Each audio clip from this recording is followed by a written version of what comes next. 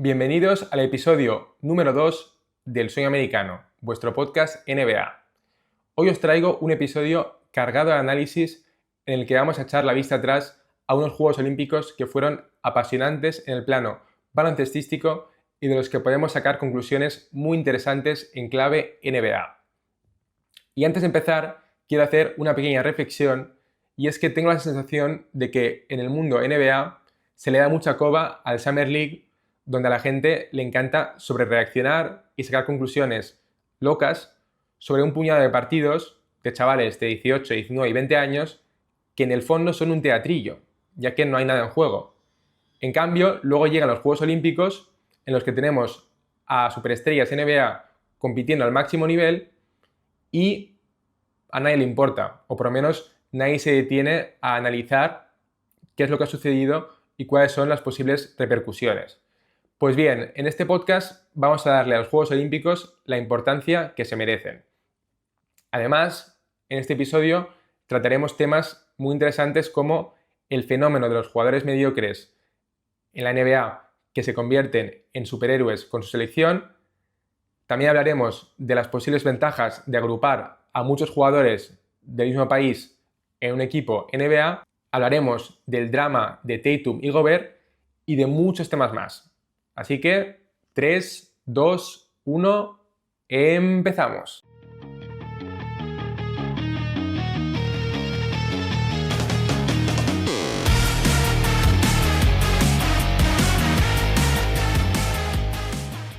Antes de que empezaran los Juegos Olímpicos, mi sensación era que había solo 3 equipos capaces de plantarle cara mínimamente a Estados Unidos, que para mí eran Alemania, Canadá y Serbia. Alemania por ser la vigente campeona mundial, Canadá por el talento de su plantilla, siendo la segunda selección con más jugadores NBA, con un total de 10, y Serbia por el simple hecho de tener a Nikola Jokic, en mi opinión el mejor jugador del mundo. Después, en un segundo nivel, estaban Francia, Australia y Grecia, de los cuales también hablaremos.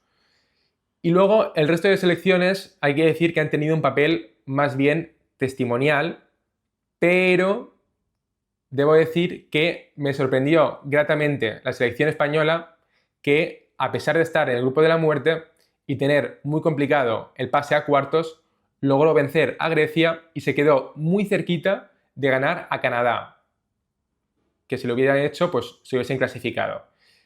Y bueno, no pudo ser, pero nos despedimos con la cabeza bien alta.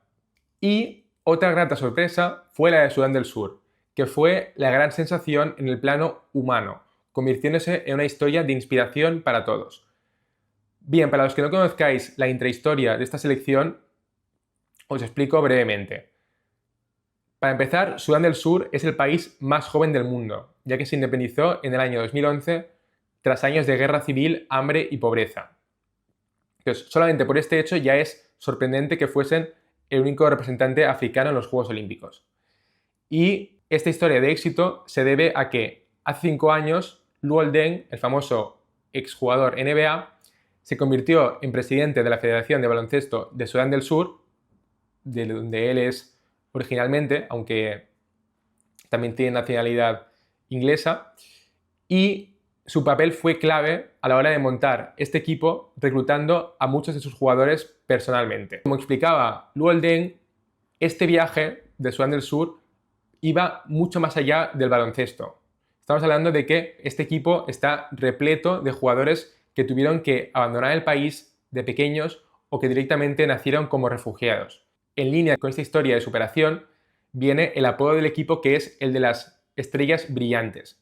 Y es que sin duda han contado con el apoyo y la admiración de todo el continente africano y, por qué no decirlo, de todo el mundo. Y bueno, en el plano deportivo, aunque lograron una victoria en los Juegos frente a Puerto Rico, yo diría que el momento más especial lo vivieron en los amistosos del preparatorio, cuando casi ganan a Estados Unidos, que tuvo que remontar una desventaja de 16 puntos y que acabaron ganando por la mínima 101-100. Bien, ahora vamos a hablar de los equipos que tuvieron más protagonismo en el plano competitivo y vamos a ir de menos a más.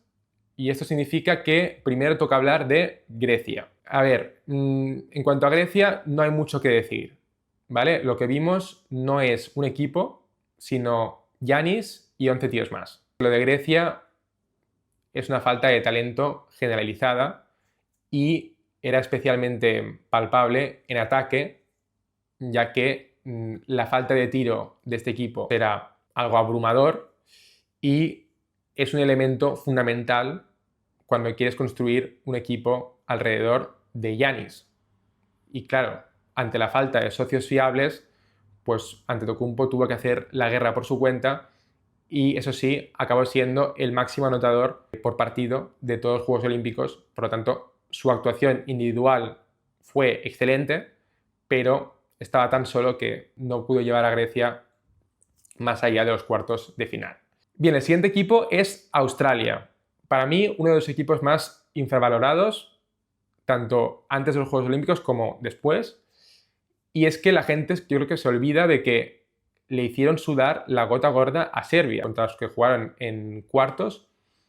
Y en un partido en el que fueron ganando de hasta 24 puntos, acabaron cayendo en la prórroga. Y eso porque Jokic estuvo sublime en los instantes finales. Y luego, pues en clave más individual, creo que habría que destacar la actuación de 3 jugadores, que son Patty Mills, Josh Giddey y Dyson Daniels. Por un lado, Daniels fue, en mi opinión, una de las grandes revelaciones del torneo, sin hacer mucho ruido, pero su impacto en defensa fue fundamental. Pero claro, todos sabemos que el trabajo defensivo acostumbra a pasar desapercibido y por lo tanto no es un nombre que le suene mucho a la gente.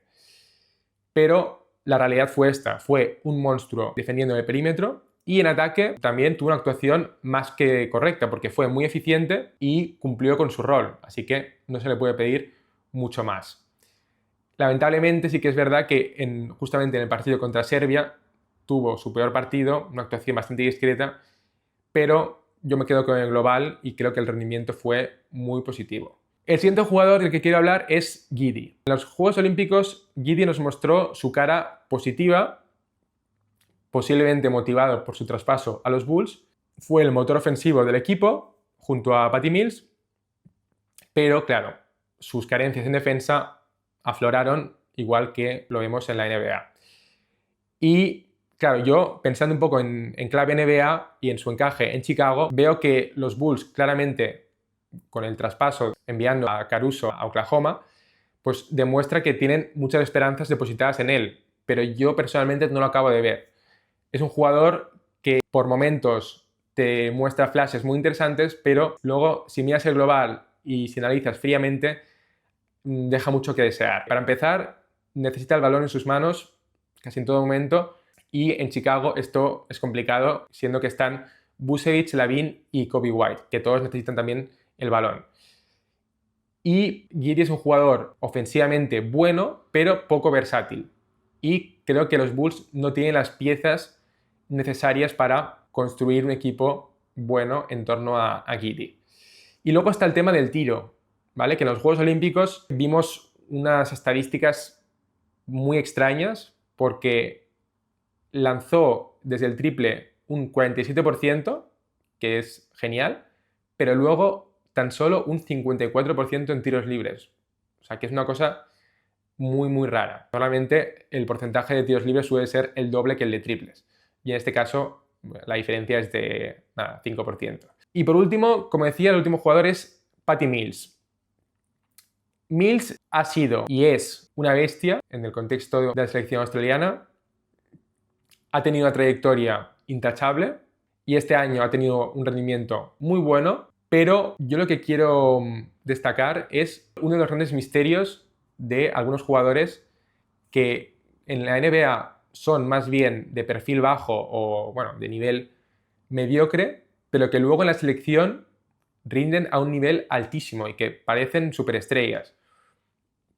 Entonces yo me pregunto por qué sucede esto. En primer lugar, es incuestionable que hay un componente anímico, porque estos jugadores claramente cuando están con su selección están ultra motivados, el cambio de aires claramente les beneficia, se sienten protagonistas y en definitiva están desatados y el hecho de jugar mucho más libres, pues claramente hace que eleven el nivel.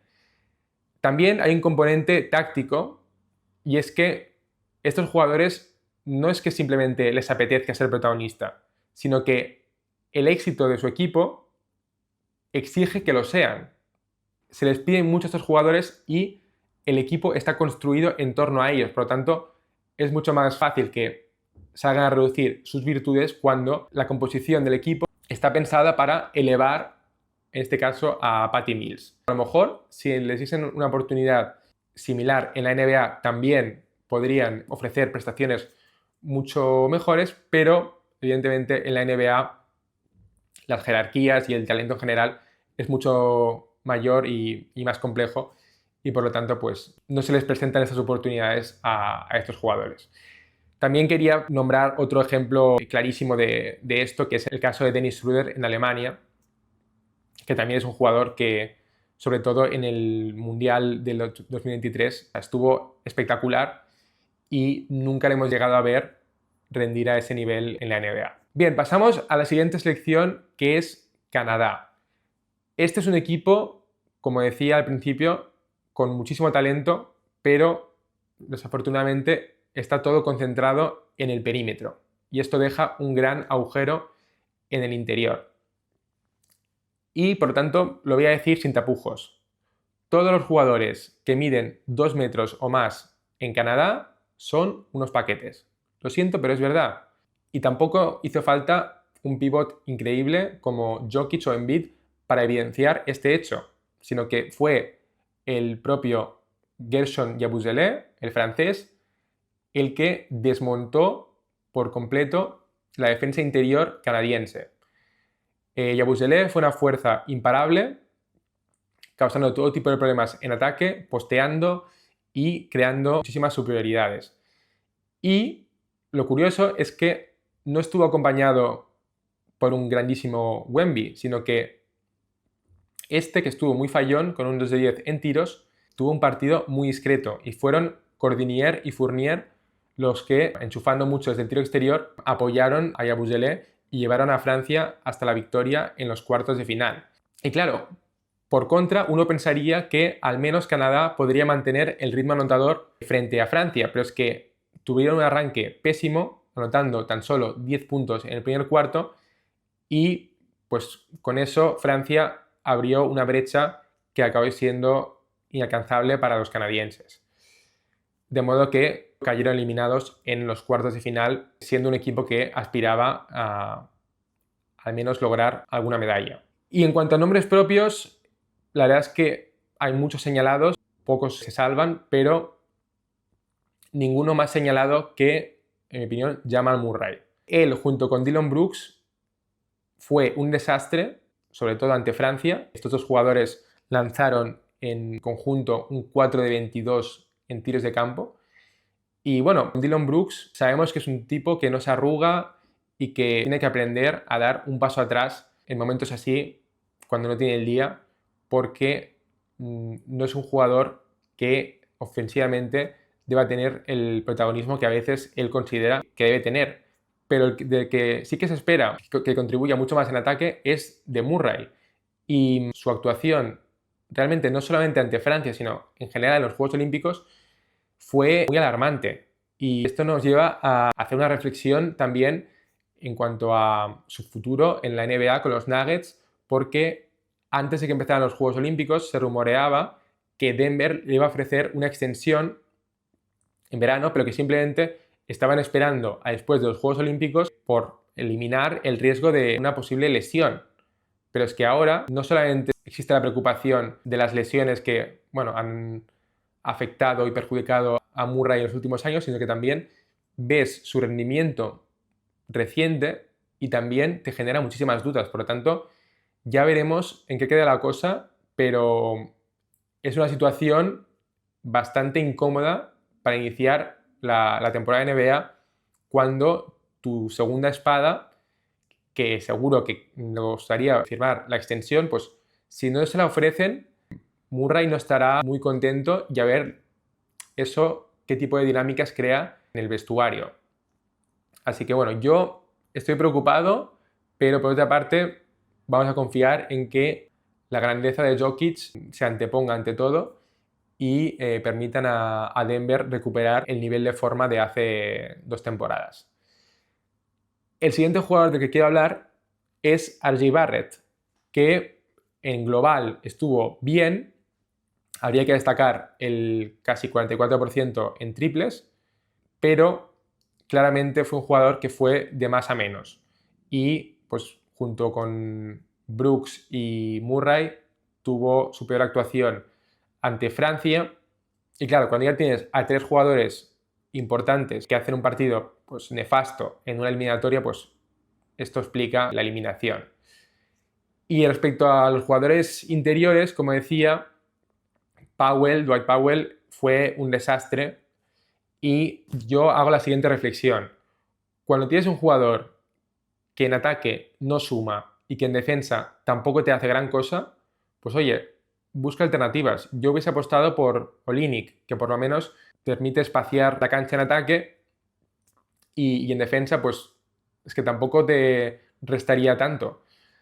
Y bueno, Jordi Fernández no quiso tirar por ahí y bueno, quién sabe cómo hubiesen sido las cosas si Powell hubiese tenido menos protagonismo. Y para acabar, hay que hablar de la gran estrella canadiense que es Shai Gilgeous-Alexander. Un poco como el caso de Giannis, que individualmente su actuación fue excelente, pero le dejaron tirados sus compañeros. Shai fue el segundo máximo anotador del torneo, con 21 puntos por partido, y, pues como digo, el único jugador fiable en todo momento, incluso en el partido contra Francia, en el que hizo un 27-5-4 con un robo y un tapón. Y para acabar, Alemania fue un equipo que también me dejó muy frío. Su actuación en global no se puede calificar como mala, porque empezó siendo un equipo que acabó la fase de grupos imbatido junto a Estados Unidos y Canadá, y luego en cuartos de final derrotaron a Grecia con bastante solvencia, empezando perdiendo, pero luego, sin ponerse nerviosos, imponiendo su estilo, lograron el pase a semifinales.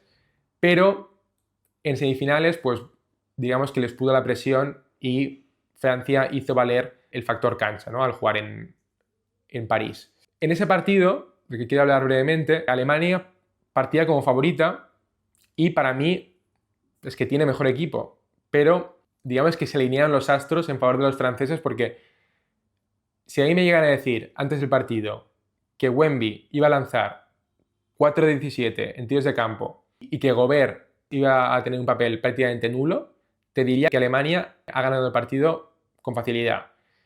Pero lo cierto es que el guión fue muy sorprendente.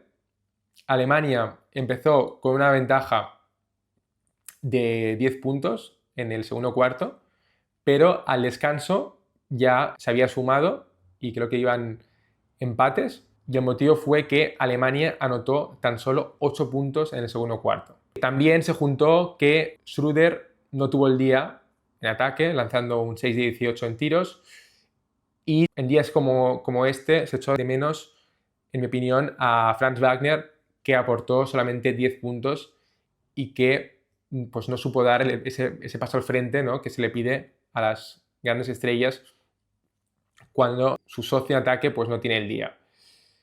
Y pues claro, vimos un partido que no tuvo nada que ver con el Alemania-Francia en la fase de grupos, en el que Alemania ganó por 14 puntos y Schröder y Franz brillaron anotando cada uno 26 puntos. Recordemos que Francia venía de haberse reencontrado en el plano ofensivo con un nuevo planteamiento táctico en torno a la figura, como decía, de Yabusele, y Alemania fue incapaz de desmantelar este planteamiento.